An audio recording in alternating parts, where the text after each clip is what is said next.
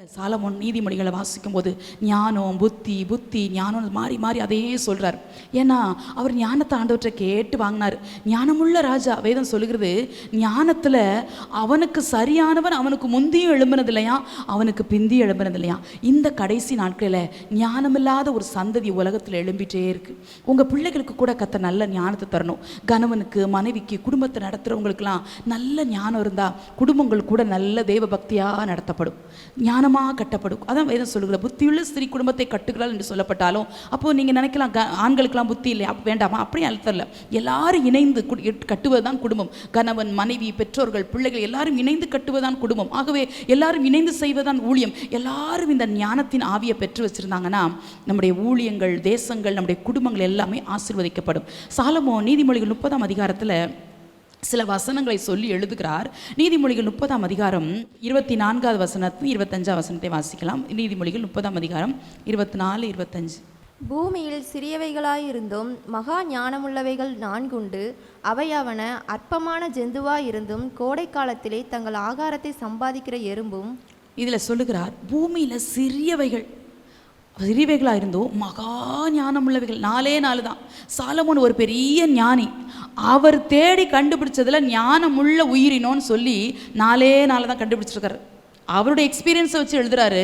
அது 4 தான். அதில் முதலாவது சொல்கிறாரு, அவை அவன அற்பமான ஜந்துவாக இருந்தும் கோடை காலத்தில் தங்கள் ஆகாரத்தை சம்பாதிக்கிற எறும்பு அப்படின்னு சொல்கிறார். முதல்ல எறும்புக்கு முக்கியத்துவம் கொடுக்குறாரு. இந்த எறும்பை மகா ஞானம் உள்ளவை அந்த லிஸ்ட்டில் மஸ்ட்டாக என்ன செய்கிறார், சேர்க்கிறார். ஏன்னா நீதிமொழிகள் 6லேயே நம்ம வாசிக்கிறோம், அந்த எறும்பு ஞானமாக இருந்து கோடை காலத்தில் தங்கள் ஆகாரத்தை என்ன செய்யுது, சேர்த்து வைக்கிறத நம்ம பார்க்குறோம். அதனால தான் ஆண்டு சொல்கிறார், சோம்பேறியே நீ எறும்பிடத்தில் போய் கற்றுக்கோ அப்படின்னு சொல்கிறார். பொதுவாக நம்ம எறும்பை யாருமே மதிக்கிறது இல்லை, அப்படி தானே? வீடு நிறைய எறும்பு இருந்தால் கூட ஒரு எறும்பு பொடியை போட்டு நம்ம பாட்டு பேசாமல் இருப்போம். வீட்டுக்குள்ளே எறும்பு இருக்குதுன்னு யாராவது வீட்டுக்குள்ளே போகாமல் இருப்போமா? இல்லை. ஒரு பாம்பு இருந்தால் வீட்டுக்குள்ளே போக பயப்படுவோம். ஆனால் ஒரு எறும்பை நம்ம பெருசாக நினைக்கிறதே இல்லை. நம்ம கூட சில வலிகளை தாங்க முடியாமல் யாராவது இருந்தால் இதெல்லாம் ஒரு பெரிய வலியாக எறும்பு கடிச்ச மாதிரி இருக்கும் அப்படின்னு நம்ம சொல்லுவோம். ஏன் அப்படின்னா நம்ம எறும்பு கடிச்சதுனால வர்ற வலியையோ வீக்கத்தையோ நம்ம பெருசாக நினைக்கிறதே இல்லை. அது அற்பமாக எண்ணப்படுகிற ஜந்து. ஆனால் அதுக்கு இருக்கிற ஞானம் ரொம்ப விசேஷமான ஞானம், மகா ஞானம் உள்ளதுன்னு சொல்லி சாலமோன் எழுதி வச்சிருக்கிறார். நீங்களும் நானும் அற்பமான ஜந்து தான். எல்லாராலும் இகழப்படத்தக்கவங்க தான், எல்லாராலும் மதிக்கப்படத்தக்காதவங்க தான், எல்லாராலும் புறம்பே தள்ளப்படுகிற அற்பமான ஜந்துவாக இருந்தாலும் தேவன் அருளுகிற விசேஷ ஞானம் நமக்குள்ள இருக்கணும். அழகா சாலமோன் சொல்லுகிறாரு, அது கோடை காலத்தில் தங்கள் ஆகாரத்தை சம்பாதிச்சு வைக்குதான். கோடை காலத்திலே சேர்த்து வச்சிருது. ஏன்? அதுக்கு தெரியும் ஒரு மழைக்காலம் வரப்போகுது, நான் என்னுடைய எறும்பு புற்றுன்னு சொல்லுவோம்ல, அதை விட்டு வெளியே வர முடியாது, மழை காலத்தில் எனக்கு பாதுகாப்பு இல்லை. அதனால் இப்போ இருக்கிற கோடை காலத்தில் நான் ஆகாரத்தை சம்பாதிக்கிற நாட்கள், நான் ஆகாரத்தை சேர்த்து வச்சிருக்கிற நாட்கள். இனி வருகிற காலம் எப்படி இருக்குமோ எனக்கு தெரியாது.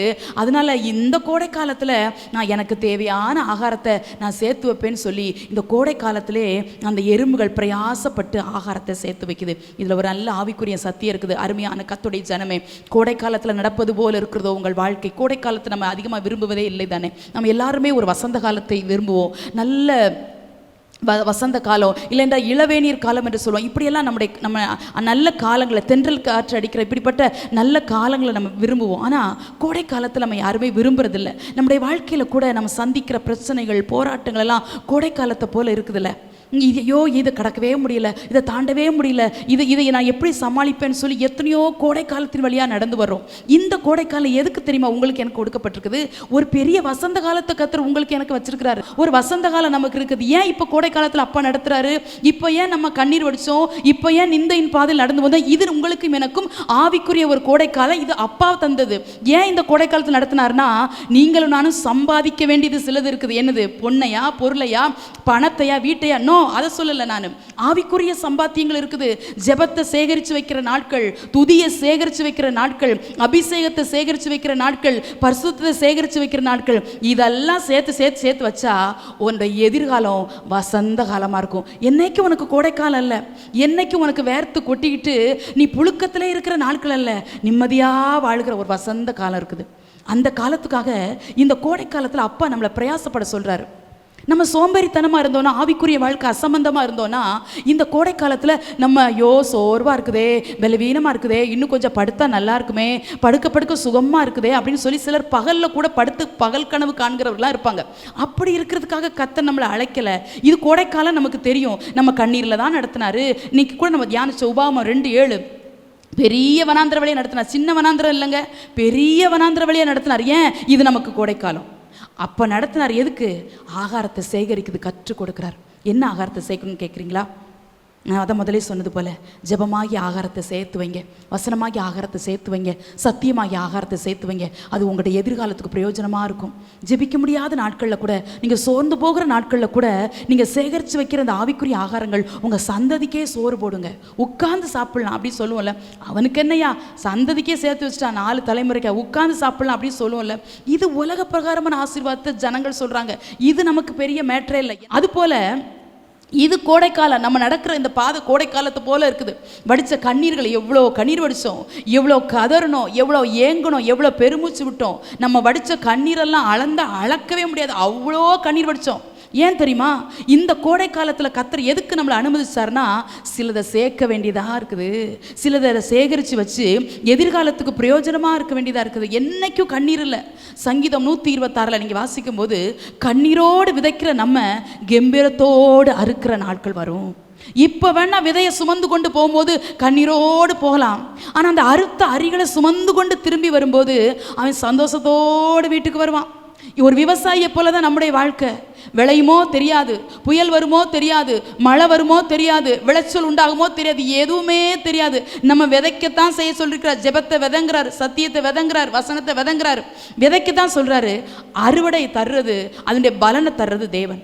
தேவனுடைய பிள்ளைகளாக இருக்கிற நமக்கு கோடை காலத்தில் நடப்பது போல வேதனையோடு நீங்கள் நடந்து கொண்டிருந்தாலும் நீங்கள் ஒன்று நினைக்கணும், ஆண்டவரே எனக்கு ஒரு நல்ல எதிர்காலத்தை, வசந்தமான எதிர்காலத்தை கர்த்தர் தர்றாரு.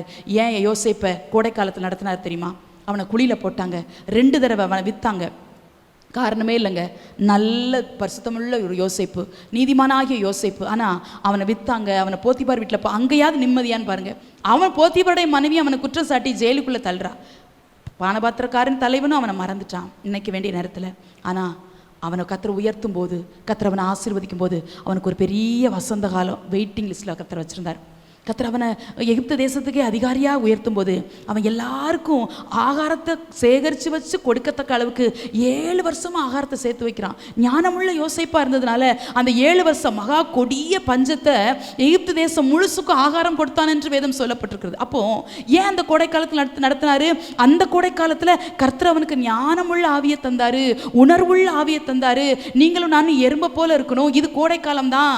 நம்ம வடிக்கிற கண்ணீர் பெருசு தான். நம்ம போகிற பாதையில் நம்மளால் நடக்க முடியல தான், வேதனையோடு துக்கத்தோடு துன்பத்தோடு அப்படி தான் நடந்து வர்றோம். ஆனால் ஒன்றை நினச்சிக்கணும், அப்பா இப்போ நான் ரொம்ப ஜோமனுவேன், இது எனக்கு கோடைக்காலம் மாதிரி தெரியுது ஆண்டவரே, அழுகையோடு கண்ணீரோடு நாட்களை நான் கடத்தி வரேன்ப்பா, நல்லா ஜெபிப்பேன், நல்லா துதிப்பேன், நல்லா கர்த்தரை ஆராதிப்பேன், எனக்காக பிரகாசம் உள்ள ஒரு காலங்களை தந்திருக்கிறீரே.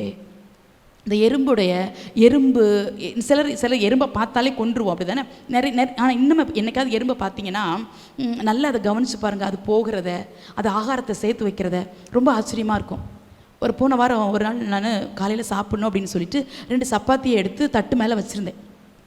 அப்போ கொஞ்சம் வேலை இருந்துச்சு, அதை முடிச்சுட்டு சாப்பிட்டுக்கிடுவோமே அப்படின்னு நினச்சிட்டு வச்சுட்டு ஒரு 10 நிமிஷம் இல்லை 15 நிமிஷம் தான் இருக்கும். திரும்பி வந்து பார்க்குறேன், 50 எறும்பாவது இருக்கும் அந்த சப்பாத்தியை சாப்பிட்டுட்ருக்கு. மேலே ஒரு 50 எறும்பு இருக்குது, அந்த சப்பாத்திக்கு அடியில் ஒரு 50 இருக்குது. அப்போ நான் சொன்னேன், எறும்பிட்ட கேட்டேன், எறும்பே நீ டயட்டில் இருக்கியா, உனக்கு சப்பாத்தி வேணுமா அப்படின்னு சொல்லி நானே கேட்டுட்டு அதுக்கு விரட்ட மனசு இல்லை. ஐயோ பாவம் சப்பாத்தியை சாப்பிடுது அப்படின்ட்டு கொஞ்சம் நேரம் தட்டை தூக்கி மெதுவாக ஓரமாக வச்சுட்டு ஐயோ பாவம் சாப்பிட்டு போகுது. கொஞ்சம் நேரம் கழித்து நான் அந்த எறும்பை கவனிச்சிட்டே இருக்கிறேன். அந்த சப்பாத்தியை பிச்சு அப்படியே கொண்டு போகுது. 2 கை வச்சு பிச்சாலே சிலர் போடுற சப்பாத்தியெல்லாம் பிக்க முடியாது. அந்த எறும்பு அந்த சப்பாத்தியை பிச்சுட்டு போகுதுங்க. அதுக்கு சில எறும்பு கொண்டு போயிருது, சில எறும்பால் கொண்டு போகலன்னொன்னே அதோடைய கூட்டமாக இருக்கிற அந்த ஃப்ரெண்ட்ஸ் எல்லாம் சேர்ந்து உதவி செஞ்சு அப்படியே இழுத்துக்கிட்டே போகுது அந்த சப்பாத்தியை. நான் சொன்னேன், எறும்பே நீ எவ்வளோ ஞானமாக இருக்க, எங்களுக்கு தான் ஞானம் இல்லை, நாங்கள் கூட உன்னை பார்த்து கற்றுக்கொடணும்னு ஆண்டவர் வேதத்தில் எழுதி வச்சுருக்கிறாருன்னு நினச்சி ஆச்சரியப்பட்டு நான் இந்த வசனங்களெல்லாம் யோசித்து பார்த்தேன். அப்போ பாருங்கள், அதுக்கு தெரியுது அது கெடுமா கெடாத அப்படிலாம் யோசிக்கல தெரியுமா? அது சப்பாத்தி கெடு, சோறை கூட சிலர் கொண்டு போகிறத பார்ப்போம். எதனாலும் அதுக்கு கிடைக்கிற ஏதோ ஒன்றை, சில இதெல்லாம் பாருங்கள் நம்ம நல்ல டைட் கண்டெய்னர், ஏர் டைட் கண்டெய்னரில் போட்டு மூடி வச்சுருப்போம். நம்ம மேலே செல்ஃபில் வச்சுருக்கிறோம் அப்படின்ட்டு என்னைக்காவது எடுத்து பாருங்கள், உள்ள எறும்பு ஏதாவது சாப்பிட்டுட்டு இருக்கும். சிலர் பிஸ்கட் பாக்கெட்டை பாருங்கள், அந்த பிஸ்கட் பாக்கெட் கவரை ஓட்ட போட்டு உள்ளே போய் அது உட்காந்துட்ருக்கும். அதுக்கு தெரியுது எனக்கு வேண்டி ஏதோ ஒரு ஆகாரம் இங்கே இருக்குது அப்படின்னு, தேடி வந்து சாப்பிட்டு போகுது. அதுக்கு எங்கேருந்து வருதுன்னு நம்ம கண்டுபிடிக்க முடியாது. சிலர் பாருங்கள், எறும்பு எங்கேருந்து வருது நம்மளே யோசித்து பார்ப்போம். அது வாசல் வழியாக வந்துச்சா, ஜன்னல் வழியாக வந்துச்சா, எங்கேருந்து வருதுன்னு தெரியும். அதான் சொல்கிறதுல மகா ஞானம் உள்ளது. நம்ம வீட்டு செல்ஃபில், நம்ம வீட்டு கிச்சனில் நம்மகிட்ட கேட்காம வந்து ஆகாரத்தை இவ்வளோ ஃப்ரீயாக இலவசம். பூனை கூட பாருங்கள் பயந்து வரும், ஆனால் எறும்பு பயந்துட்டு வருமானா பயப்படவே செய்யாது. ஒரு கையில் அமுக்குனா செத்து போகுது. அந்த எறும்புக்கு இருக்கிற ஞானத்தை ஆண்டு இவ்வளோ விவரமாக எவ்வளோ தெளிவாக எழுதி வச்சுருக்கிறாரு. கோடை காலத்திலே ஆகாரத்தை சேர்த்து வைக்குது.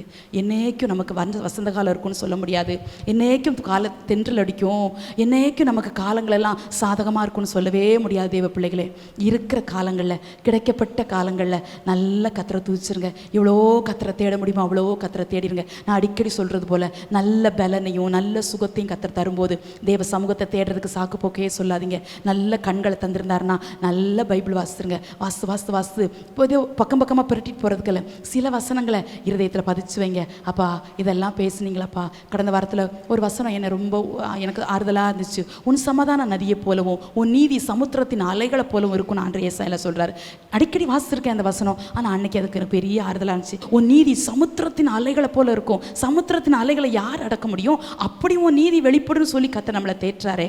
ஒரு நாள் நேற்று கூட நான் கவலையோடு விதத்தை வாசித்துட்டு இருக்கும்போது ஒரு வார்த்தையோடு பேசினார். இளைப்பாறுகிற காலம், தேவனுடைய பிள்ளைகளுக்கு இளைப்பாறுகிற காலம் இனி வருகிறதா இருக்குது. இப்போ இளைப்பாறுதல் இல்லாமல் இருக்கிறியா?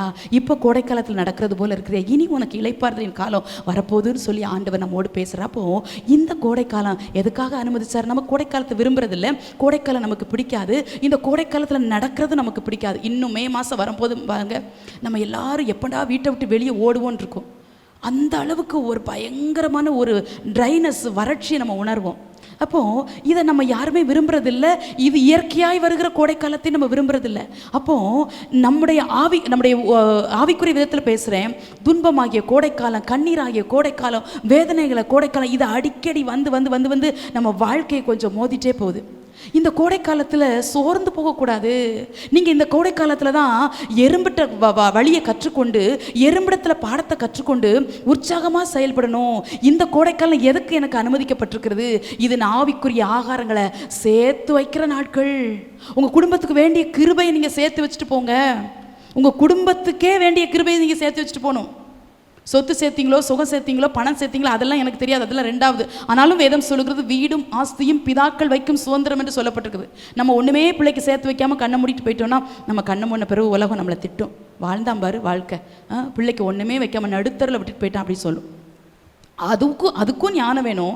ஆனால் அதை விட ஒரு தெய்வீக ஞானம் வேணும். பிள்ளைகளுக்கு கிருபைகளெல்லாம் சேர்த்து வச்சுட்டு, பிள்ளைகளுக்கு நல்ல பாதைகளெல்லாம் கற்றுக் கொடுத்துட்டு, ஆண்டவர் ஆபிரகாம்கிட்ட கூட சொல்வார், அவன் தன் சந்ததிக்கு கட்டளையிடுவான் என்பதை அறிந்திருக்கிறேன் என்று சொல்லுகிறார்.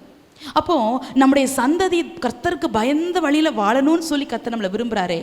நீங்கள் சேர்த்து வைக்கிற ஆகாரங்கள், ஆவிக்குரிய ஆகாரங்கள் உங்கள் முழு குடும்பத்துக்கு போதுமானதாக இருக்கும். நீதிமொழிகளில் 31 குணசாலியான ஸ்திரியை குறித்து வாசிக்கிறோம். அவள் இருட்டோடு எழுந்து தன் குடும்பத்தாருக்கெல்லாம் ஆகாரத்தை ப்ரிப்பேர் பண்ணுறா. அது உலக பிரகாரமான சரீரப்பிரகாரமான ஆகாரம் குறித்து சொல்லப்பட்டிருந்தாலும் நீங்கள் ஆவிக்குரிய ஆகாரத்தை தயார் பண்ண தெரியணும்.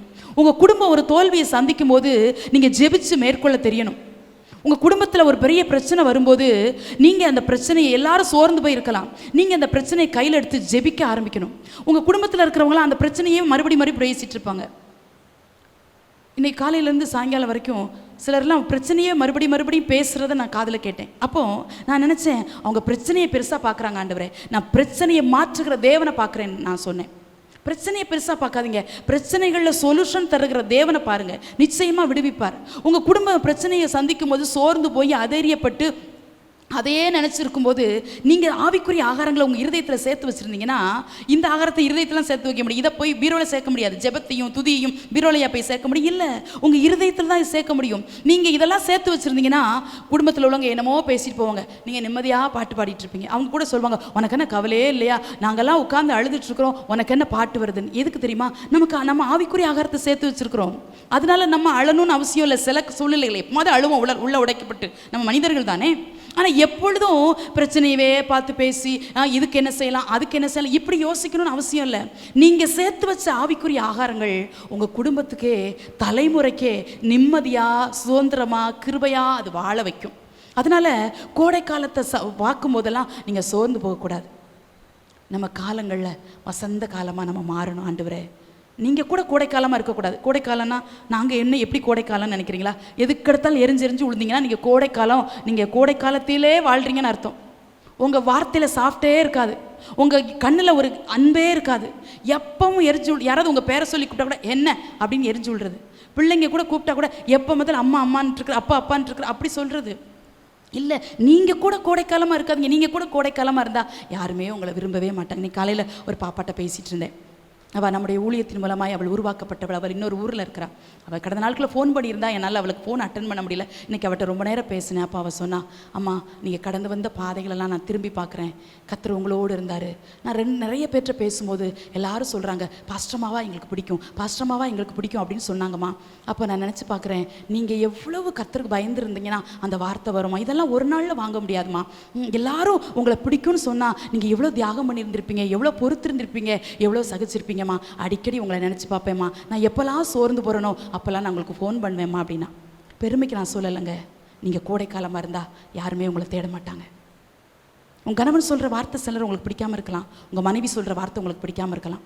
உங்கள் பிள்ளைகள் நடக்கிற நடக்கைகள் சிலர் பிடிக்காமல் இருக்கலாம். எப்போமாவது கோவப்பட்டுருவோங்க. நம்மள மனசு தானே, எப்போமாவது கோவப்பட்டுருவோம். அதை தவிர்க்க முடியாது, இல்லைன்னு சொல்லலை. பிரசங்கி எழுதுகிறார், சீக்கிரமாய் உன் மனதில் கோபம் கொள்ளாதே என்று எழுதுகிறார். ஆனால் எதுக்கெடுத்தாலும் கோபம் கொண்டு உங்கள் வாழ்க்கை, உங்கள் சுபாவம் இன்னும் மாற்றப்படலைன்னா உங்களுக்கு நல்ல எதிர்காலம் எப்படி இருக்கும்? ஒரு வசந்த காலம் எப்படி இருக்கும்? வசந்த காலமாக மாறுங்க. உங்களை பிடிக்காதவங்க கூட தேடி வந்து பேசிட்டு போவாங்க. நம்மளை பிடிக்காதவங்க நிறைய பேர் இருப்பாங்க. அவங்க வேணுக்குன்னு மூஞ்ச திருப்பிட்டு போகலாம். அதை பற்றி நம்ம மேட்ரு அதை ஒரு பொருட்படுத்திக்கிட வேண்டாம். ஆனால் நீங்கள் வேலை செய்கிற இடத்துல கூட அன்பாக இருந்து பாருங்கள். சர்ச்சுக்கு வரும்போது கூட ஒரு உங்கள் பக்கத்தில் இருக்கிறவங்களையோ வெளியே போகிறவங்களையோ, ஸ்தோத்திரம் சிஸ்டர், நல்லா இருக்கிறீங்களா, ஒரு வார்த்தை கேட்டு பாருங்கள். நம்ம ஒன்றும் குறைஞ்சி போகிறதே இல்லை. நம்ம தான் அப்படி கேட்க மாட்டோமே. ஊழியக்காரங்களே பார்த்து ஸ்தோத்திரம் போட மாட்டோம். ஊழியக்காரங்களே பார்த்து நல்லா இருக்கீங்களா சிலர் சிரிக்கவே மாட்டாங்க. பார்த்துருக்கீங்களா? சிரிப்பையே அவங்க முகத்தில் பார்க்கவே முடியாது. அது விசேஷத்தை வரம் பெற்றவங்களோ என்னமோ, பரிசுத்தம் போயிரும் நினச்சி அவங்க சிரிப்பெல்லாம் அடக்கி வச்சிருப்பாங்களோ என்னமோ, அப்படி கூட கிருபை பெற்றவங்களோ இருப்பாங்க. சிரிச்சா கூட நிறைய வியாதிகள் போயிடும் அப்படின்னு சொல்கிறாங்க. அப்போது இது என்னுடைய பிரசங்கம் இல்லை. நம்மளும் கோடைக்காலமாக இருக்கக்கூடாது.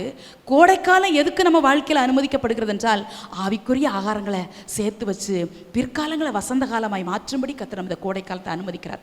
அப்போது இனி வருகிற நாட்களில், அடுத்த பாயிண்ட் போகிறேன், இனி வருகிற நாட்களில் பிரச்சனையை, போராட்டங்களை, பலவிதமான சூழ்நிலைகளை சந்திக்கும் போதெல்லாம் நீங்கள் சோர்ந்து போய் முடங்கிடக்கூடாது. ஆபத்து காலத்தில் நீ சோர்ந்து போவாயானால் உன் பலன் குறுகினது. எப்போ நம்முடைய பலன், நம்ம புது பலன் வரணும்னா ஆபத்து காலத்தில், நெருக்கத்தில் கர்த்தர் அனுப்புவார் பாருங்க. சில இடுக்கண்ணில் கர்த்தர் நம்மளை கொண்டு நிறுத்துற மாதிரி இருக்கும் பாருங்க. பாதைகளெல்லாம் நமக்கு அடைக்கப்பட்டது போல இருக்கும் பாருங்க. நான் அந்த மாதிரி எத்தனையோ கடினமான சூழ்நிலைகளை நான் புது பலனை கர்த்தர் எனக்கு தர்றதை, என்னை தேற்றுறதை, என்னை அதிசயமாக நடத்துறதை நான் எத்தனையோ நேரத்தில் நான் உணர்ந்திருக்கிறேன். அப்போ இப்படியெல்லாம் கூட கர்த்தர் நம்மளை நடத்துவார். அற்பமான ஜந்துவாக இருந்தும் மகா ஞானம் உள்ளதில் ஃபஸ்ட் இடத்துல வந்து நிற்கிது எறும்பு. நம்ம கூட அந்த லிஸ்ட்டில் வரலாமா? ஆண்டவரே, என்னை கூட ஞானமாக மாற்றுங்கப்பா. நான் ஞானமாக முடிவெடுத்திருந்தா இன்றைக்கி என் குடும்பம் இப்படி இருந்திருக்கா. நீங்கள் கூட யோசிச்சு பாருங்கள். நீங்கள் ஞானமாக உங்கள் குடும்பத்தை நடத்திருந்தீங்கன்னா கடனே இல்லாமல் வாழ்ந்துருக்கலாங்க. நீங்கள் ஞானமாக உங்கள் குடும்பத்துக்கு முயற்சிகள் பண்ணியிருந்தீங்கன்னா நீங்கள் நிம்மதியாக நீங்கள் வாங்குகிற சம்பளத்தை நீங்களே வச்சு சாப்பிட்லாம். சில காரியத்தை நீங்கள் ஞானத்தை தவற விட்டுட்டீங்க. அதனால சில காரியங்களில் இழப்புகள், தோல்விகள். இனி அப்படி இருக்காதீங்க. ஆண்டவரே, நான் எறும்பை போல மாறுவேன். ஆண்டவரே, நான் ஞானமுள்ளவன், நான் என்னை மாற்று. என் பிள்ளைங்களுக்கு ஞானத்தை தர ஒவ்வொரு நாளும் உங்கள் பிள்ளைங்க மேலே கை வச்சு ஜோமுங்க. ஞானத்தின் ஆவியை கர்த்தர் நமக்கு தரட்டும். ஞானமே இல்லைன்னா இனி வருகிற காலங்களில் எப்படி நம்ம கண்களுக்கு பிற்பாடு, நம்ம கண்ணை மூடிட்டு போன பிற்பாடு எப்படி நம்முடைய பிள்ளைங்க உலகத்தில் ஜெயமாக வாழ்வாங்கன்னு நினைக்கிறீங்க? இந்த ஞானத்தை தர்றது யார்? தாயோ தகப்பனோ இல்லை, கர்த்தரே ஆவியானவர். அவரே ஞானத்தின் ஊற்றா இருக்கிறாரு. படிக்கிறதுக்கு மட்டும் இல்லை, வாழ்க்கை நடத்துறதுக்கு ஞானம் வேணும். ஊழியம் செய்கிற எங்களுக்கு கூட ஞானம் வேணும். போதிக்கிறதுக்கு கூட எங்களுக்கு ஞானம் வேணும். பிரசங்கிக்கிறதுக்கு கூட எங்களுக்கு ஞானம் வேணும். உங்களை அன்பாய் விசாரிக்கிறது கூட எங்களுக்கும் ஞானம் வேணும். அப்போ உங்களுக்கும் ஞானம் வேணுமே. உங்கள் குடும்பத்தை நடத்துவதற்கு, உங்கள் தொழிலை திறம்பட செய்வதற்கு, உங்கள் பிள்ளைகளை, உங்கள் கணவனை, உங்கள் குடும்பத்தை நேர்வழியாக நடத்துவதற்கு எல்லாவற்றும் உங்களுக்கு ஞானம் வேணும். எறும்பிடத்தில் போய் கற்றுக்கோங்க. அதுலேருந்து ஆகாரத்தை, ஆவிக்குரிய ஆகாரங்களை சேர்த்து வைக்கணுமா. அடுத்ததாக சாலமோன் சொல்கிறாரு, 26வது வசனத்தை வாசிமா. சத்துவமற்ற ஜந்துவாய் இருந்தும் தங்கள் வீட்டை கண்மலையிலே தோண்டி வைக்கும் குழி முசல்களும் இல்லை வாசிக்கும். 2வது சொல்கிறாரு, சத்துவமே இல்லை, அதுக்கு பலனே இல்லை. அந்த முயலை பார்த்தீங்கன்னா ரொம்ப பயப்படும், பார்த்துருக்கீங்களா? பம்பி மம்மி தான் அப்படி இருக்கும். நம்ம போனாலே அது ஓடும். அது ஒன்றும் ரொம்ப தைரியசாலி அப்படிலாம் சொல்ல முடியாது முயலை. ஆனால் அது எங்கே இருக்குதான், வீட்டை கண்மலையில் போய் தோண்டி வச்சுட்டு உட்காந்துட்டு இருக்குதான். அதுக்கு பலனே இல்லை, அதுக்கு சத்துவமே இல்லை, அதுக்கு தைரியமே இல்லை. ஆனால் அது வாசம் செய்கிற இடம் உன்னதமான இடத்துல போய் உட்காந்துக்கிட்டு இருக்குது. ஏன்? எனக்கு எதிரிகளோடு நிற்க பலன் இல்லை, துஷ்ட மிருகங்களோடு எனக்கு போராடுறதுக்கு பலன் இல்லை, இதுதான் நான் பாதுகாப்பாக இருக்கிற வேண்டிய இடம்னு சொல்லி அது கண்மலையில் போய் தன் வீட்டை கட்டிட்டு உட்காந்துட்டு இருக்குதான். இதெல்லாம் சாலமோன் எங்கே போய் தேடி பார்த்தாரோ? குழி முசல்கள். இந்த முயலுக்கு கூட எவ்வளோ உன்னதமான ஒரு ஞானம், நான் வாசம் பண்ண வேண்டிய இடம் கண்மலைன்னு சொல்லி அங்கே போயிருக்குது. கர்த்தருடைய பிள்ளைகளாகிய நம்ம கூட வாசம் பண்ண வேண்டிய இடம் கண்மலையில். கண்மலையாகிய கிறிஸ்துவுக்குள்ளே வாசம் பண்ண வேண்டிய இடம், வாசம் பண்ணணும். சில நேரத்தில் நம்ம தான் அறியாமையில் உலகத்தோடு உலகமாக வாசம் பண்ணி, பாவத்தோடு பாவமாக வாசம் பண்ணி, கண்மலையாகிய தேவனை விட்டுட்டு நம்மளே அழுது புரண்டு புலம்பி தவிச்சு இப்படியே வாழ்கிறோம். கண்மலை தேவனை சார்ந்துக்கோங்க. கண்மலையாகிய தேவனை அடைக்கலமாக பிடிச்சிக்கோங்க. அந்த கண்மலையாகிய கிறிஸ்துவுக்குள்ளே மறைஞ்சு வாழ கற்றுக்கோங்க.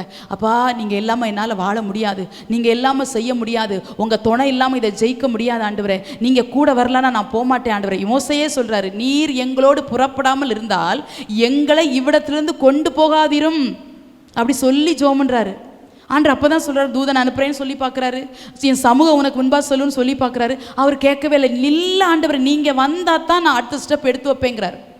கண்மலையாகிய ஒரு தேவனோடு பயணிக்க கற்றுக்கோங்க. உங்கள் வாழ்க்கை பயணத்தில் பல போராட்டங்களை, நிந்தைகளை, அவமானங்களெல்லாம் நீங்கள் சந்திச்சா கூட இந்த கண்மலையாகிய கிறிஸ்துவுக்குள்ளே நீங்கள் வாழ்கிற வாழ்க்கை ரொம்ப சுகமானது.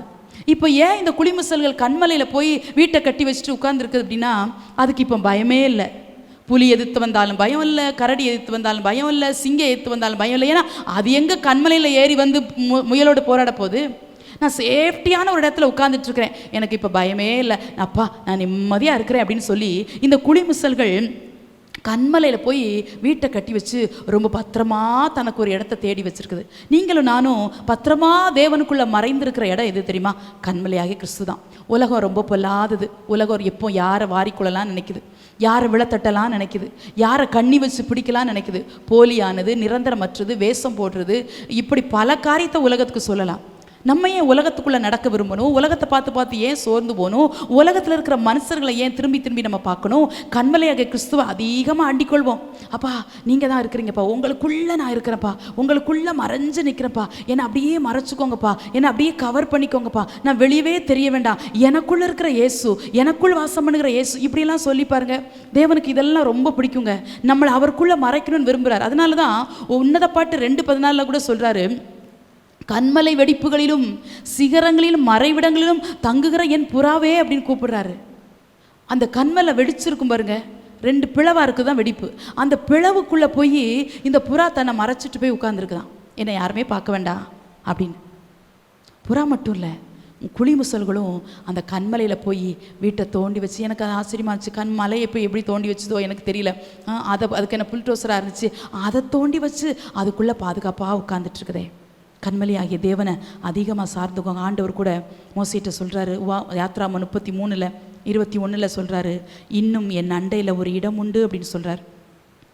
கண்மலையில் வந்து நில்லு, என் அண்டையில் ஒரு இடம் இருக்குது, ஒரே ஒரு இடம் இருக்குது, அது கண்மலையில் தான் இருக்குது. நீ என் பக்கத்தில் வந்து நின்னுன்னா அது நான் உனக்கு தருவேன். ஒரு இடம், ஒரே ஒரு இடம். அது யாருக்கு? கண்மலையில் வந்து நிற்கிற தேவ பிள்ளைக்கு. ஜெபமாகிய கண்மலையில், துதியாகிய கண்மலையில் ஏறுவதற்கு பிரயாசப்படுகிற தேவ பிள்ளைகளுக்கு, தேவ சமூகமாகிய கண்மலையை வாஞ்சிக்கிற தேவ பிள்ளைகளுக்கு தான் அந்த இடம் உண்டு. அந்த இடத்த வாங்க எல்லாத்துக்கும் ஆசையா?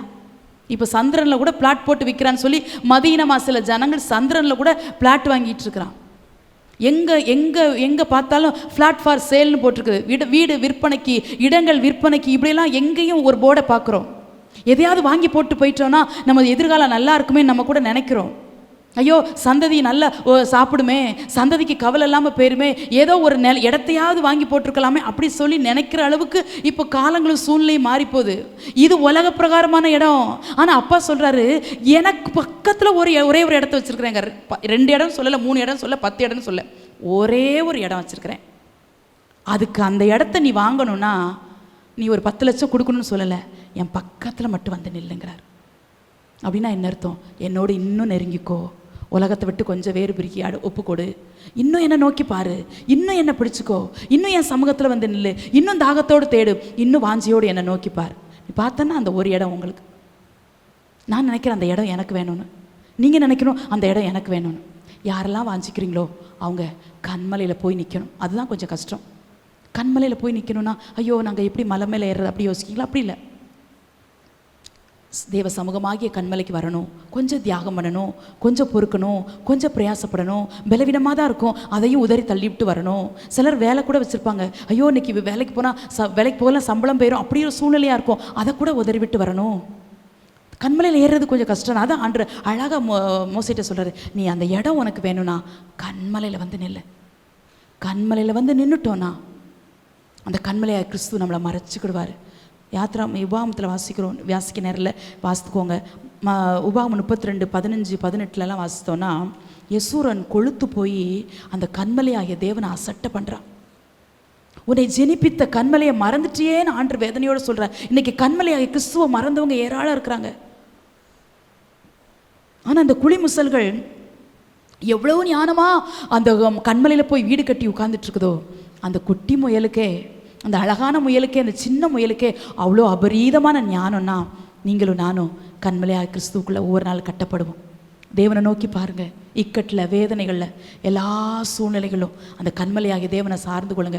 யசூரனை போல, யசூரன்னா இஸ்ரவேல் ஜனங்களை தான் சொல்கிறாரு. யசூரன் கொழுத்து போய் நடத்தி வந்த தேவனை காலால் மிதிக்கிறது போல மிதிக்கிறான். கொழுத்து போய் உதைச்சு கண்மலையாகிய தேவனை அசட்டை பண்ணுறான். இன்னைக்கு தேவனை அசட்டை பண்ணுறாங்க, தேவ சமூகத்தை அசட்டை பண்ணுற ஒரு கூட்டம் இருக்குது, சபையை மறக்கிற ஒரு கூட்டம் இருக்குது, ஜெபத்துக்கு வராமல் இருக்கிற ஒரு கூட்டம் இருக்குது, ஊழியக்காரங்களை மதிக்காத ஒரு கூட்டம் இருக்குது. அவங்கள மாதிரி இருக்க கத்த நம்மளை அழைக்கலை. கண்மலையாய கிறிஸ்துவை அதிகமாக பற்றி கொள்கிற கூட்டத்தில் நீங்களும் நான் சார்ந்திருக்க கத்தர் விரும்புகிறாரு. அடுத்த பாயிண்டில் வாசிக்கலாமா? நீதிமொழிகள் 30:27 வாசிக்கலாம். ராஜா இல்லாதிருந்தும் பவுஞ்சு பவுஞ்சாய் புறப்படுகிற வெட்டுக்கிளிகளும். இல்லை பார்க்குறோம், ராஜாவே இல்லை அப்படின்னா என்ன அர்த்தம்? என்னங்க வெட்டுக்கிளிகளுக்கு என்ன ராஜா நினைக்கிறீங்களா? அதுக்கு ஒரு தலைவனே இல்லை, அதுக்கு ஒரு பிரபுவே இல்லை, அதை வழிநடத்தி கொண்டு போகிறதுக்கு யாரும் ஒரு லீடரே இல்லை. அதுதான் அர்த்தம் ராஜா இல்லைங்கிறது. இந்த வெட்டுக்கிளிகள் பொல்லாததுங்க. வந்துச்சுன்னா கூட்டம் கூட்டமாக தான் வரும். பெரும்பாலும் வெட்டுக்கிளிகளை பார்த்தீங்கன்னா இந்த வயல்களில் அப்படிலாம் பார்க்கும்போது கூட்டம் கூட்டமாக வந்து இருக்கும். வெட்டுக்கிளிகளுடைய வேலை என்னென்னா பட்சித்து போடும், விளைச்சலை கெடுக்கும், நஷ்டத்தை உண்டாக்கும். இதை யாத்திராவும் 10:4 வாசிக்கலாம், யோவேல் 2:25 வாசிக்கலாம், நியாயாதிபதிகள் 6:5 இதை வாசிக்கலாம். வெட்டுக்கிளிகள் வந்து வாயை வச்சுட்டுனா, அதான் ஆண்டவர் கூட யோவேல சொல்வார், வெட்டுக்கிளிகள் பட்சித்த வருஷங்கள் விளைவை உனக்கு திரும்ப அளிப்பேங்கிறாரு. எவ்வளோ கதிர்களும் தானியமும் விளைஞ்சிருந்தாலும் ஒரே நிமிஷத்தில் வெட்டி வெட்டி வெட்டி வெட்டி போட்டுரும். வெட்டுக்கிளிகள் மட்டும் வாயை வச்சிருச்சுன்னா அதில் ஒரு ஆசீர்வாதத்தை பார்க்கவே முடியாது. அவ்வளோ பொல்லாத வெட்டுக்கிளிகளுக்கு ஒரு குட் கேரக்டர் இருக்குது. என்னன்னா, கூட்டம் கூட்டமாக போகுது, பவுஞ்சு பவுஞ்சாய் புறப்பட்டு போகிற வெட்டுக்கிளிகள். அதை நடத்துறதுக்கு தலைவன் இல்லை, அதை வழிநடத்தி கொண்டு போகிறதுக்கு ராஜா இல்லை, அதுக்கு ஆலோசனை சொல்கிறதுக்கு ஒரு லீடர் இல்லை. ஆனால் கூட்டம் கூட்டமாய் ஒரே கோட்டில் பயணிக்கிறது போல பயணிக்குது. நம்ம தான் ஒரு நடத்துறதுக்கு ஆண்டவர் ஊழியக்காரனை கொடுத்துருந்தாலும், நம்மளை நடத்துகிறது தேவன் என்று அறிஞ்சிருந்தாலும், அந்த அவங்கவுங்க ஒவ்வொரு ரூட்டில் போயிட்டுருக்கோம். ஒரு விசுவாசி கிழக்க பார்த்து போச்சுன்னா ஒரு விசுவாசி மேற்க பார்த்து போகுது, ஒரு விசுவாசி நேரான பாதையில் போச்சுன்னா ஒரு விசுவாசி குறுக்கு பாதையில் நடந்து போகுது. இப்படி ஆளுக்கு ஒரு திசையில் போகிறதுனால தான் நம்முடைய வாழ்க்கையில் சிலர் ஜெயம் இல்லாமல் இருக்கிறோம். நம்ம கூட இதை மாதிரி பவுஞ்சு பவுஞ்சாய் மீன்ஸ் கூட்டம் கூட்டமாய் அப்படி ஒருமனப்பட்டு தேவ சமூகத்தில் நிற்கிறதுக்கு சிலர் நமக்கு மனசு வரல. இல்லை, சுய இஷ்டத்தில் தான் ஓட விரும்புகிறோம். நான் செஞ்சது கரெக்டு, நான் பேசுனது கரெக்டு, நான் அப்படி தான் இருப்பேன், என்னால் இதை விட முடியாது, ஊழியக்காரங்க சொன்னால் சொல்லிக்கிட்டே இருக்கட்டும், அவங்களுக்கு வேலை இல்லை, அவங்க அப்படி தான் சொல்லுவாங்க, ஏன் நிலைமை எனக்கு தான் தெரியும். இப்படி நம்ம மனம் போன போக்கில் தான் போக விரும்பினமே ஒழிய, இந்த வெட்டுக்கிளிகளுக்கு ஒரு தலைவன் இல்லாதிருந்தும் ஒரே நேர்கோட்டில் பயணிக்கிறது போல சில நேரத்துக்கு நமக்கு மனசு வரல. நம்ம வீடையே எடுத்துக்கோங்களேன், கணவன் ஒரு வழியில் போவார், மனைவி ஒரு வழியில் போகும். மனைவி பக்தியாக இருந்தால் கணவன் பக்தியாக இருக்க மாட்டார்.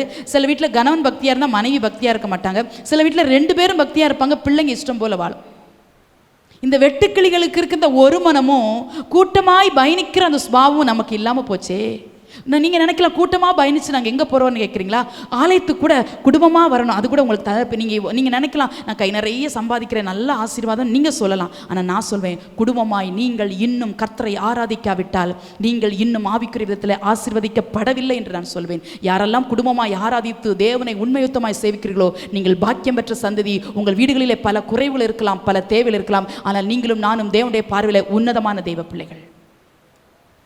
வெட்டுக்கிளிகளுக்கு ராஜா இல்லை, தலைவன் இல்லை, இங்கே போ அங்கே போ என்று சொல்லி வழிநடத்துவதற்கு ஆலோசனை சொல்வதற்கு ஒரு நபரும் இல்லை. அது யாரையும் எதிர்பார்க்கவும் இல்லை, சுய இஷ்டத்தின்படி ஓடவும் இல்லை. அது ஒரே பாதையிலே பயணித்து ஓடுகிறது. நாம் எத்தனை நாள் ஊழியக்காரருடைய வார்த்தையை கேட்டோம், சத்தியத்தை இங்கே போதிக்கும் போதெல்லாம் எத்தனை நாள் நம்ம அதற்கு ஒப்பு கொடுத்து நம்ம ஜெபித்தோம். இந்த வெட்டுக்கிளிகளிலிருந்து நல்ல ஒரு சுபாவத்தை கற்றுக்கொள்கிறோம். நஷ்டத்தை உண்டாக்குகிற வெட்டுக்கிளிகள், பட்சித்து போடுகிற பொல்லாத வெட்டுக்கிளிகள். ஆனால் அந்த வெட்டுக்கிளிகளை சாலமோன் கண்டுபிடித்து அழகாக எழுதி வைத்திருக்கிறார். கூட்டம் கூட்டமாய் தன்னுடைய பாதையில் பயணித்து போகிறதே கர்த்தருடைய பிள்ளைகளே, நமக்கு நியமித்திருக்கிற பாதையில் ஒரு மனதோடு ஓடி வருவதற்கு கற்றுக்கொள்ளுங்கள். நீங்களும் நானும் ஒரு மனதோடு பயணிக்காவிட்டால் பரலோக ராஜ்யத்தை சுதந்திரிக்க முடியாது. உங்கள் குடும்பத்திற்கு ஒரு மனம் தேவை. என்றைக்காவது உங்கள் குடும்பத்தின் ஒரு மனதிற்காவது ஜெபித்ததுண்டா? சபையில் ஒரு மனம், அது ரெண்டாவது நான் சொல்கிறேன். உங்கள் குடும்பத்தின் ஒரு மனத்திற்காக என்றைக்காவது நீங்கள் ஜெபித்ததுண்டா? ஆண்டவரே என் குடும்பத்தில் ஒரு மனதை தர்றது யார் தெரியுமா? தேவன். ஞாலாகமத்தில் வாசிக்கிறோம், அவர் கர்த்தரே ஒருமனப்படுத்தினார் என்று ஒரு வசனம் வரும். அப்போ ஒரு மனதின் ஆவியை தருகிறது தேவன். அவற்றை என்னைக்காவது கேட்டிங்களா? ஆண்டவரே நான் யோசிக்கிற மாதிரி என் கணவன் யோசிக்கணும் ஆண்டவரே, எங்கள் பிள்ளைகளுக்குள்ள ஒரு மனதை தாங்க ஆண்டவரே, இங்கே சந்ததிக்குள்ள ஒரு மனம் எங்கெல்லாம் இருக்குதோ, ஒற்றுமையே வலிமைன்னு உலகத்தானே சொல்கிறான். ஒரு மனம் எங்கே இருக்குதோ அங்கெல்லாம் நீங்கள் நானும் ஜெயிக்க முடியும். அதான் ஆண்டரே சொல்கிறாரு, நீங்கள் 2 பேர் அதை 3 பேரை ஒரு மனப்பட்டு ஜெபிச்சான்னு அங்கே எழுதி வச்சிருக்கிறார். ஒரு மனதை ரொம்ப கர்த்தர் விரும்புகிறார். உங்கள் பிள்ளைகளுக்கு கூட ஒரு மனம் இல்லாதிருந்தால் இப்பொழுது நீங்கள் அதிகமாக ஜெபிக்கணும். ஆண்டவரே நான் வாழ்கிற நாட்களில் என் பிள்ளைங்க ஒரு மனம் இல்லாமல் இருக்குதே, ஒருத்தருக்கு ஒருத்தர் பிடிக்காமல் இருக்குதே. சில வீட்டில் அண்ணனை பிடிக்கிறதில்ல, சில வீட்டில் தங்கச்சியை பிடிக்கிறதில்ல, சில வீட்டில் தம்பியை பிடிக்கிறதில்ல. எல்லார் வீட்லேயும் குறைகள் குற்றங்கள் இருக்கத்தான் செய்யுது. சாக போகும்போது என்னத்தை கொண்டு போகிறோம்? சிலரெல்லாம் மாற்றவே முடியாதுங்க. ஆனால் அவங்கள்ட்ட போய் போராட முடியாது. நம்ம இயேசுவை ஏற்றுக்கொண்டுட்டோம், இந்த பைபிளை தூக்கிட்டோம், வேறு வழி இல்லை, பொறுக்க வேண்டியதை பொறுத்து ஆகணும். அப்போது இந்த வெட்டுக்கிளிகள், பட்சிக்கிற வெட்டுக்கிளிகளும் விளைச்சலை கெடுக்கிற இந்த வெட்டுக்கிளிகளுக்கே இவ்வளவு ஒரு மனமும் ஒற்றுமையும் இருந்து கூட்டம் கூட்டமாய் தங்களுடைய பாதையிலே சரியாய் பயணித்து ஓடுமானால் பரலோக ராஜ்யத்தில் பயணப்பட்டு ஓடுகிற நமக்குள்ளே எவ்வளோ ஒரு மனம் வேண்டும். இன்னும் கூட கர்த்தர் சபையிலும் குடும்பங்களிலும் கர்த்தர் ஒரு மனிதன் ஆவியை அதிகமாய் தருவாராக. அடுத்ததை வாசித்து முடிக்க போகிறோம். 28வது வசனத்தை வாசிக்கலாம். தன் கைகளினால் வலையை பின்னி அரசர் அரமனைகளில் இருக்கிற சிலந்தி பூச்சியுமே. இல்லை பார்க்குறோம், கடைசியாக சொல்கிறார். 4 நாள் தான் கண்டுபிடிச்சார் சாலமோன். இந்த 4ஆவதாக சொல்கிறாரு சிலந்தி பூச்சி அப்படின்றார். சிலந்தி பூச்சி எல்லாரும் பார்த்துருப்பீங்க, அழகாக இந்த ஒரு மாதிரி அருங்கோண வடிவில் இலையை பின்னி வச்சுருக்கோம். அது வாயிலிருந்து சுரக்கிற ஒரு உமிழ்நீரை போல ஒரு திரவத்தினால அழகாக அப்படி அச்செடுத்து வரைஞ்ச மாதிரி அப்படி ஸ்டெப் பை ஸ்டெப்பாக லேயராக அப்படி ஒரு வலையை பின்னி வச்சு நடுவில் அப்படியே காலை இப்படி விரித்த மாதிரி உட்காந்துட்ருக்கோம். அதுதான் சிலந்தி பூச்சி. இந்த சிலந்தி பூச்சி அரண்மனையில் கூட வலையை பின்னி வச்சு அங்கே உட்காந்துக்கிட்டு இருக்குதான். நம்மளை கூட அரண்மனைக்குள்ளே விட மாட்டாங்க. ஆனால் அந்த சிலந்தி பூச்சிக்கு இருக்கிற ஞானம், இது அரண்மனையாக இருந்தாலும் பரவாயில்ல, நான் சொந்த பிரயாசப்பட்டு நான் வலையை பின்னியிருக்கிறேன், நான் இங்கே வாசம் பண்ணுவேன், என்ன விரட்ட யாராலும் முடியாதுன்னு சொல்லி வலையை பின்னி வச்சு அரசர் அரண்மனைகளில் குடியிருக்குதான். இது நம்ம கூட ராஜரிக ஆசாரிய கூட்டமாக கர்த்தர் உங்களை என்னை தெரிஞ்சு வச்சுருக்கிறார். ராஜ அரண்மனையில் கர்த்தர் நம்மளை உட்கார வச்சுருக்கிறார். எது ராஜ அரண்மனைன்னு கேட்குறீங்களா? தெய்வ சமூகம் தான், தெய்வ சபை தான். ராஜ அரண்மனையில் என்னெல்லாம் இருக்குது? ராஜபோஜனம் உண்டு. ராஜபோஜனம்னா இங்கே என்னைக்காவது கொடுக்குற பிரியாணியோ சாப்பாடோ இல்லை, விதைக்கிற வசனங்கள் தான் உங்களுக்கு ராஜபோஜனம். இது உலகத்தில் நீங்கள் எங்கே தேடினாலும் உங்களுக்கு கண்டுபிடிக்க முடியாது. ஒரு தடவை நீங்கள் வயிறு வார பிரியாணி சாப்பிட்டாலும் அடுத்த டைம் 4 மணி நேரம் 5 மணி நேரம் ஆகும்போது ஆட்டோமேட்டிக்காக உங்களுக்கு வயிறு பசிக்கும். அது உலக பிரகாரமான ஆகாரம். ஆனால் இங்கே கொடுக்குற ராஜபோஜனத்தால் உங்கள் இருதயத்தை தேற்றி திடப்படுத்தி நீங்கள் வச்சுக்கிட்டிங்கன்னா உங்கள் எதிர்காலம் முழுசுக்கும் அது போதுமானதாக இருக்கும். நீங்கள் சொல்வீங்க, அன்றைக்கி நான் சோர்வோடு வந்திருக்கும் போது இந்த போஜனம் என்னை தேற்றுச்சு, இந்த போஜனம் என்னை தைரியப்படுத்துச்சுன்னு நீங்கள் தைரியமாக சொல்ல முடியும். இந்த ராஜ அரண்மனையில் யார் இருக்கிறா? ராஜா இருக்கிறார். ராஜா யாரு? நம்ம ஆராதிக்கிற இயேசு.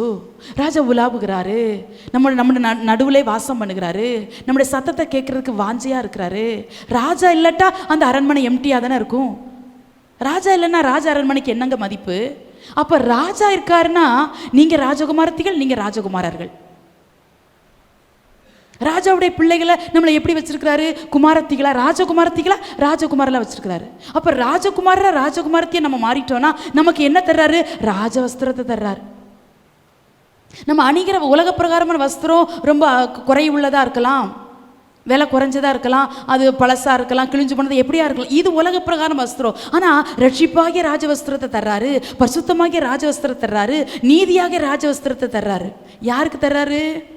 ராஜகுமாரனா ராஜகுமாரத்தியா மாறின பிள்ளைங்களுக்கு தர்றாரு. அதான் பேதுருல தெளிவாக சொல்லிட்டார், நான் உங்களை தெரிந்து கொள்ளப்பட்ட ராஜரீக கூட்டமாக நான் மாற்றிக்கிட்டேன் அப்படிங்கிறார். யாரெல்லாம் இந்த ராஜரீக ஆசாரிய கூட்டத்தில் சேர்ந்துக்கிட்டீங்களோ உங்களுக்கு ராஜ வஸ்திரம் அப்பா கைகள்னால தர்றார். இந்த சிலந்தி பூச்சி ஞானமாக அரசர் அரண்மனையில் கூடு கட்டி வச்சுட்டு அங்கே இருக்குது. எஸ்தர் கூட 2ஆம் அதிகாரம் 8ஆம் வசனம், 2ஆம் அதிகாரம் 13ஆம் வசனத்தெல்லாம் வாசிக்கும்போது ராஜாவுக்கு பொண்ணு தேடுறாங்க அரண்மனையில். 120 நாடுகள்லேருந்து அவர் நல்ல அழகான பெண்களை தேர்ந்தெடுக்கிறாங்க.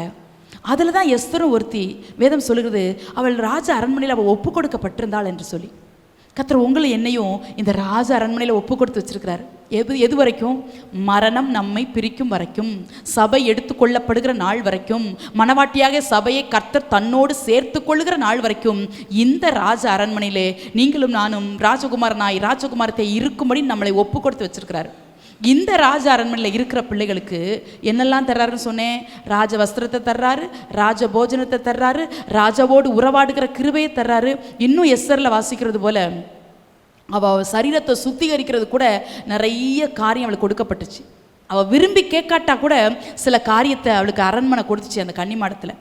இது உலக பிரகாரமாக, ஆவிக்குரிய பிரகாரமாக வசனத்தை கொடுத்து, சத்தியத்தை கொடுத்து, நல்ல பாதைகளை நம்ம கற்றுக் கொடுத்து, உள்ளான ஆவிக்குரிய மனவாட்டியாக நம்மளை மாற்றி, உள்ளான களிம்புகளெல்லாம் நீக்கி, நம்மகிட்ட இருக்கிற அருவறுப்பு தூசிகள் எல்லாம் மாற்றுறார். ஏன்? நீங்களும் நானும் கூட ஒரு சிலந்தி பூச்சி. என்ன சிலந்தி பூச்சி?